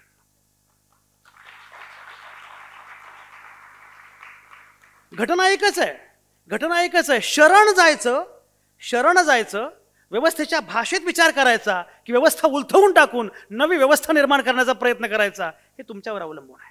माणूस तोच असतो. आणि म्हणून मला असं वाटतं ही क्षमता यापैकी प्रत्येक मुलामुलींमध्ये आहे. मी मगाशी म्हटल्याप्रमाणे यांच्या डोळ्यात स्वप्न आहेत. ही सगळी स्वप्न जर फुलली, छान पुढे गेली ना, ती मुलं फार छान होतील. आणि तुम्हाला सांगू का, भारतातली मुलं जेवढी बुद्धिमान असतात तेवढी परदेशातली नसतात. याचं कारण भारतातल्या मुलामुलींना एकाच वेळी अनेक पत्रांवर काम करावं लागतं. मला माझे अमेरिकन मित्र सांगतात की अमेरिकेतल्या पोरांना फार गुंते सांगितले ना, मेक इट सिम्पल. भारतातल्या पोरांना कळतं, कारण त्याला माहिती असतं आजीशी बोलताना भलतंच काहीतरी बोलावं लागतं. बरोबर आहे? आजी तपकीर पण मागते मध्येच. आईशी बोलताना काहीतरी वेगळंच बोलावं लागतं. पुन्हा आजी जे बोलले ते आईला सांगायचं नसतं, हे पण पुन्हा असतं. आणखी वर्गात आल्यानंतर भलतंच काहीतरी असतं. आणि पुन्हा कुठेतरी 9वीमध्ये जाऊन प्रेझेंटेशन करतो, इस्रोमध्ये जातो, तेव्हा काहीतरी वेगळंच असतं. तो जळगावातल्या शेतामध्ये पण काम करू शकतो आणि त्या शेतातला माल बाजारामध्ये विकू शकतो आणि इस्रोमध्ये जाऊन शास्त्रज्ञ म्हणून पण वावरू शकतो. हे एक समयावच्छेदे करून करण्याची क्षमता फक्त भारतीय पोरांमध्ये असते. कारण त्यांचं एक्सपोजर एवढ्या प्रकारचं असतं. हे विश्व सारे विहारास माझ्या पुरेसे न होईल शंका नको, हा मर्त्य देह कारा निवासी, बळेहीन हा कोणी काही बको. मी मर्त्य मी मृत्यूला जिंकणारा, जगी धूळ मी दिव्यता उज्ज्वल, बोला हवे ते मला काय त्याचे, पुरे जाणतो मीच माझे बळ. हे बळ जाणण्याची क्षमता ही सर्वसामान्य भारतीय पोरापोरींमध्ये असते. त्याला फक्त वाट दिली पाहिजे, त्याला आउटलेट दिला पाहिजे, त्याला संधी दिली पाहिजे. आणि म्हणून मला बॉस फार आनंद आहे. अजय, ज्या काही पोरांना मी सन्मानित केलंय ना, तुम्हाला सांगू का, आज ते माझ्या पाया पडत होते, पण बॉस काही वर्षांनी मला फोन करून जरा सर आपली वेळ मिळेल का, असे फोन करावे लागतील ह्या पोरांना. तुम्ही कल्पना करा ना, गुकेशचं जेव्हा त्यानं 8व्या वर्षी स्वप्न बघितलं, 10-12 वर्षाचा असताना कुठल्या तरी गावातल्या लोकांनी सत्कार केला असेल ना बिचारायचा. आज गुकेशची वेळ मिळणं कठीण आहे. असेच गुकेश हे सगळे होणार आहेत, मला पूर्णपणे खात्री आहे. स्वप्नांचा पाठलाग करणं इतकं छान आहे. आणि तुम्हाला मी हे पण सांगतो, कदाचित प्रत्येक जण गुकेश होईल असं पण नसतं, प्रत्येकाला यश मिळेल असं पण नसतं. पण एक कायम लक्षात ठेवा, यशापेक्षा सुद्धा यशापर्यंतचं धावणं हे अधिक आनंददायक असतं. सचिन तेंडुलकरला असं विचारलं की सेंचुरी जेव्हा लागते तेव्हा कसं वाटतं, तर म्हटलं खरं सांगू का, सेंचुरी मी बघत पण नाही, पण सेंचुरीसाठी खेळणं, धावणं यातला आनंद आहे ना, तो आनंद सगळ्यात महत्त्वाचा असतो. आणि म्हणून प्रत्येकजण नोबेल लॉरेट होईल असं पण नाही, व्हावा अशी आपली इच्छा आहेच, पण झाला नाही म्हणून नैराश्याच्या गर्तेमध्ये कोसळण्याचं काहीच कारण नाही. हे कायम लक्षात ठेवा मित्रांनो, जगण्यासारखी सुंदर गोष्ट नाही. एवढं छान जग आहे, एवढं छान जगणं आहे, नैराश्य वैफल्य वगैरे काही नाही. एक लक्षात घ्या, जेव्हा एक रस्ता बंद होतो दुसरा रस्ता उघडतो. रस्ता कधीच बंद होत नाही कायमस्वरूपी. त्यामुळे मला एक करायचं होतं, ते घडलं नाही, कदाचित त्यापेक्षाही वेगळं काहीतरी तुमच्या आयुष्यामध्ये घडणार असतं. ते घडू शकतं. आणि असे खूप लोक मी पाहिलेले आहेत, खूप लोक पाहिलेले आहेत की ज्यांना असं वाटलं की मला हे करायचं होतं, ते नाही मिळालं, पण त्यापेक्षाही काहीतरी भव्य त्यांच्या समोर उभं होतं. शास्त्रज्ञ म्हणून ज्यांना व्हायचं शास्त्रज्ञ, ते आता प्रयत्न करतील आणि लक्षात येईल की अरे हे काही आपण करू शकत नाही, पण कदाचित त्यांच्यातनं लेखक एखादा मोठा होईल, एखादा काहीतरी आणखी वेगळं होईल. माझं एक उदाहरण मला माहिती आहे, माझ्या संपर्कातलं. तो पोरगा UPSC करत होता, प्रचंड UPSC, त्याला म्हणजे IAS शिवाय दुसरं डोक्यातच नव्हतं. मग त्यानं असं बोर्ड लावला होता, नाव पण मी सांगतो, कमलेश मेहेंदळे IAS बोर्ड लावला होता आणि सगळ्यांना IAS. तर अभ्यास खूप केला, सगळं झालं, सगळे अटेम्प्ट संपले आणि आता आपण UPSC होणार नाही हे लक्षात आलं. आयुष्य संपलं. त्याला कोणीतरी सांगितलं, तू एवढा अभ्यास केलायस, एवढ्या अभ्यासाचा फायदा एकाच क्षेत्रात होऊ शकतो. कुठल्या? म्हणजे जर्नलिझम. तो पोरगा पत्रकार झाला, संपादक झाला. तो पोरगा आता न्यूज वीक नावाचं अमेरिकेतलं जे अत्यंत गाजलेलं साप्ताहिक आहे, त्या न्यूज वीकचा एशिया करस्पॉन्डंट आहे. आणि आता तो म्हणतो की बॉस, अरे यार IAS काय, सगळे पंतप्रधान मला फोन करतात आशियातले. ही जी गंमत आहे. म्हणून मी असं म्हटलं की कधीच काही संपत नाही, आयुष्य कधी संपत नाही. मी मगाशी म्हटल्याप्रमाणे तोपर्यंत तुम्ही हरत नाही जोपर्यंत तुम्ही आतून हरत नाही. तोपर्यंत तुमचा पराभव कोणीच करू शकत नाही जोपर्यंत तुम्ही तुमचा पराभव करू शकत नाही. आणि आता काय असतं माहिती आहे, आपणच ठरवतो हे आपल्याला जमणार नाही म्हणून तुमचा पराभव होतो. आपण ठरवलं पाहिजे आपण कोण आहोत. शेवटची फक्त एक गंमत तुम्हाला सांगणार आहे समारोप करताना, की आपल्याला आपण काय ठरवलं पाहिजे. मध्यंतरी बेंगलुरूला एक शॉर्ट फिल्म फेस्टिवल होता आणि त्या शॉर्ट फिल्म फेस्टिवलचा बक्षीस वितरण सोहळा माझ्या हस्ते होता. तर मी काही फार सिनेमातला माणूस आहे असं नाही, पण लोकांना वाटलं की मीडियातला आहे, तुम्ही या आणि तुमच्या हस्ते तो बक्षीस समारंभ करायचा. झालं. एका 11वीतल्या मुलीला त्या शॉर्ट फिल्मचं आंतरराष्ट्रीय पुरस्कार तिला मिळाला. ती फिल्म मी बघितली. ती फिल्म बघितल्याने मला असं वाटलं की तुमच्यापैकी प्रत्येक मुलामुलीने ही फिल्म सांगितली पाहिजे. फिल्म होती अवघ्या 9 मिनिटांची. फिल्म अशी होती, ती जी मुलगी आहे तीच दिग्दर्शक, तीच अभिनेत्री, तीच लेखिका, तिनंच केलेली फिल्म आहे. ती फिल्म अशी आहे, एक मुलगी काळी कुळकुळीत, 11वीला असल्यामुळे पिंपल्स वगैरे त्या वयातले सगळे चेहऱ्यावर, ती आरशासमोर उभी राहते आणि तिला असं वाटतं की आपण कुरूप आहोत.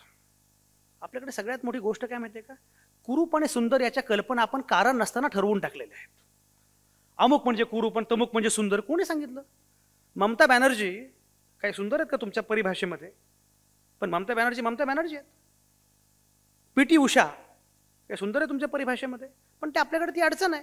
तिला असं वाटलं, तर मुलींना तर हा कॉम्प्लेक्स फार लवकर येतो, आपण कुरूप आहोत. तिथे आरशावर अशा बुक्क्या मारते, आपण कुरूप आहोत. ती बाहेर पडते. ही गोष्ट मुंबईतली आहे. ट्रेनमध्ये बसते, मुंबईत लोकल आहे, लोकलमध्ये बसते म्हणजे तिला जागा मिळत नाही, उभी राहते आणि धक्के सगळे उभी राहते. तेवढ्यात एक दुसरी मुलगी तिच्या शेजारी येते.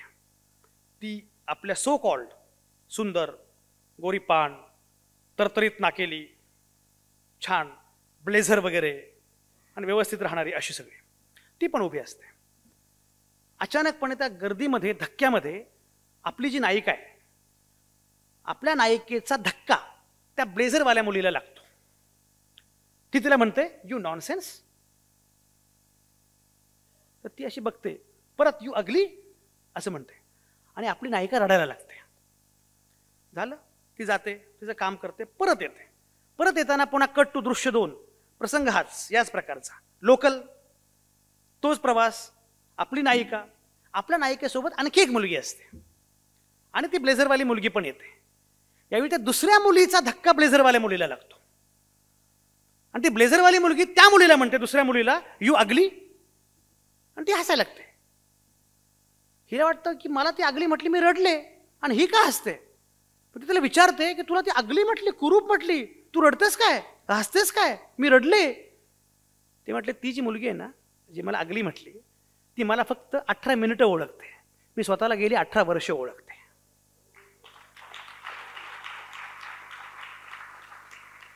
सो आपल्याला माहिती असलं पाहिजे मी कोण आहे. म्हणून मी म्हटलं, पुरे जाणतो मीच माझे बळ. ही कविता तुमच्याच नावा टिळकांची कविता आहे. पुरे जाणतो मीच माझे बळ.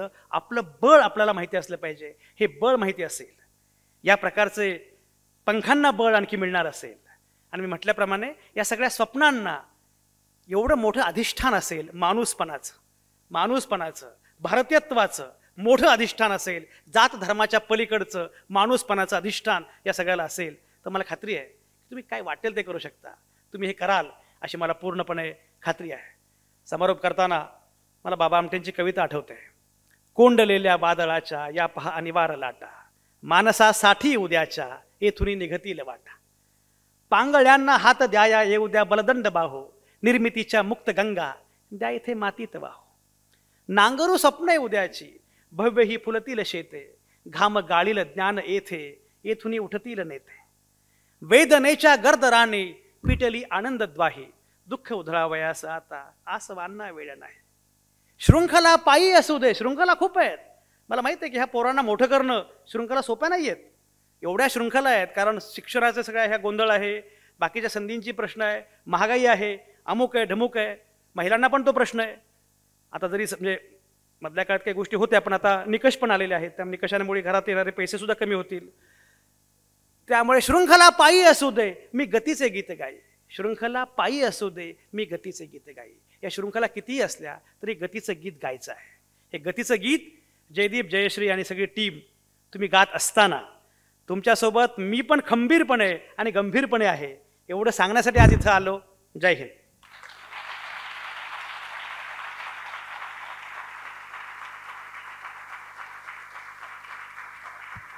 जोरदार टाळ्या सरांसाठी झाल्या पाहिजेत. सरांनी बोलत राहावं आणि आपण फक्त ऐकत राहावं. सरांचं बोलणं थांबू नये असंच आपल्या सगळ्यांना वाटत होतं. अगदी संतूरचे स्वर कानात पडत राहतात आणि हा सगळा म्हणजे मंत्रमुग्ध करणारा हा शब्दांचा प्रवास. आदरणीय निशा भाभी, थँक्यू व्हेरी मच. सर, ज्यावेळेला नोबेल फाउंडेशनचा लोगो मी बनवत होतो, तर हा जो ओ मध्ये जो फोटो आहे ना, हा फोटो अल्फ्रेड नोबेल सरांचा आहे. बरेच लोक मला विचारतात, सर आमच्या आयराणी भाषेत, आपला बाबा शेका म्हणजे माझे आजोबा आहेत का. विज्ञानगाव संकल्पनेचं ज्यावेळेला काम सुरू झालं, तर आम्ही दिवसा जळगावात असायचो आणि संध्याकाळी गावात कामं करायला जायचो. आम्ही एका घरासमोर इलेक्ट्रिक पोलवर सर सी.व्ही. रमन सरांचा फोटो लावत होतो. आमचे एक चुलत काका आहेत, ते घरातून बाहेर निघाले असेच आणि म्हटलेत, आपला धरला ना फोटो शेका म्हणे, म्हणजे आपल्या आजोबांचा फोटो आहे का. इथून हा प्रवास आहे. या देशाला एकमेव नोबेल लॉरेट मिळालेले आहेत ज्यांना आपण अभिमानाने भारतीय म्हणू शकतो, ते डॉक्टर सी.व्ही. रमन आहेत. आणि सामान्य भारतीय म्हणजे सज्ञान 80 कोटी भारतीय सी.व्ही. रमन सरांना ओळखत नाहीत. ही आजची शोकांतिका आहे आणि हे बदलावं म्हणून हा सगळा अट्टहास आहे. आणि सरांनी बोलताना जे शेवटचं वाक्य सांगितलं की मी गंभीरपणे तुमच्या सोबत आहे, याच्याने या प्रवासाला प्रचंड इंधन मला आज मिळालेलं आहे. याचा मला आज प्रचंड आनंद आहे. तर या सगळ्या प्रवासामध्ये आज प्रचंड बळ सरांकडून आपल्याला सगळ्यांना मिळालं आहे. वेगवेगळी उदाहरणं आणि एवढा सगळा प्रचंड अभ्यास. म्हणजे सर तुम्ही त्यावेळेला काय झेललं असेल भाऊ सायंटिस्ट, बहीण सायंटिस्ट, आणि तुम्ही म्हणतात की मला पत्रकार व्हायचं आहे, ते पण 96मध्ये. हे अद्भुत आहे आणि ते तुम्ही सिद्ध केलं. म्हणून सगळ्या विद्यार्थ्यांना सांगतो की ठाण लिया आहे तर ठाण लिया आहे, हे करायचं म्हणजे करायचं. या सगळ्या अट्टहासाचं आज सार्थक झालं. आज खरंच सरांना इथे येणं खरंच पॉसिबल नव्हतं, पण सरांनी आज वेळ दिला आणि आम्हाला सगळ्यांना मंत्रमुग्ध केलं. मी आदरणीय आप्पांना विनंती करतो, आप्पा आपण या सगळ्या याचा समारोप करावा.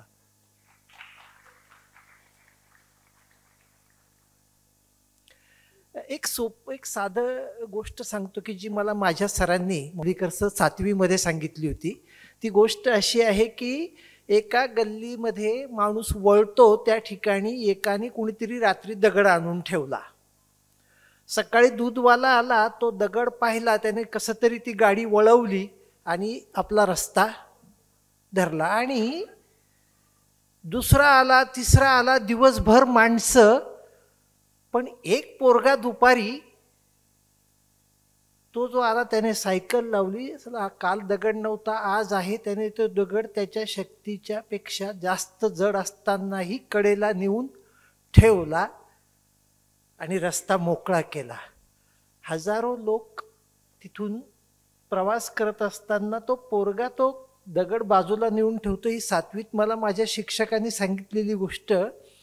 तर त्या मुलाला दगडाखाली एक चिठ्ठी सापडते आणि त्या चिठ्ठीत लिहिलेलं असतं, मुला तू खरी राष्ट्राची संपत्ती आहेस.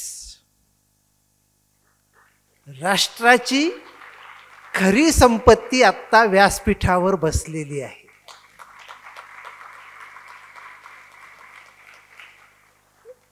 खूप मी तर लिहूनच घेतलेत मुद्दे. खूप छान ऐकायला मिळालं. जळगावकरांच्या वतीनं मी तुमचे मनपूर्वक कौतुक करतो, आभार व्यक्त करतो. आमचे LP देशमुख सर चांगल्या कार्यक्रमाला असतातच, आशीर्वाद देण्यासाठी ते असतातच. आणि माऊली सर, तुमचं रिटायरमेंट झालं, आता आनंदानं सगळं चाललेलं आहे. पण तुमच्या सगळ्या कामामध्ये एक अत्यंत चांगलं काम तुम्ही केलंय की आम्हाला एक राष्ट्राची संपत्ती देऊन गेलात. त्याचं मी मनपूर्वक कौतुक करतो. मी त्याचं ते गाव पाहून आलो, विज्ञान गाव. त्या काळात मला वाटतं 7-8-10 वर्षापूर्वी मी गेलो होतो तिथे. ते पोरं तिथे प्रयोग करतात, कॉम्प्युटरची लॅब आहे, कॉम्प्युटर शिकवलं जातं आहे, थोडासा वैज्ञानिक विचार करतात. त्या गावाला मी स्वतः जाऊन आलेलो आहे. हा वेगळा दृष्टिकोन आणि वेगळा विचार घेऊन सर, माझी ही पोरं जे आहेत ना, हे ते राम सर आहेत पाठीमागे, ते सगळी मंडळी जी आहे, हे खरोखरच या पोरांना आतून जे मिळतंय आणि ते व्यक्त होतात, करतात. आमच्या जळगावचे अभिमान आहे सर. ते गर्दी नाही, पण चांगले लोक या ठिकाणी आलेले आहेत, दर्दी लोक आहेत. आपण सगळे आलात, आपल्या सर्वांचं मनपूर्वक कौतुक करतो. 2 मिनटं संपलेली आहेत. आमचे शांताराम सर आहेत, सावखेडकर सर आहेत. ही मंडळी नोबेलचं कौतुक पाहण्यासाठी प्रत्येक वेळेला मला भेटतात. त्यांचे आशीर्वाद त्याच्या पाठीमागे आहेत. त्यांचं सगळ्यांचं मी मनपूर्वक कौतुक करतो आणि सगळ्यांचे आभार मानून थांबतो.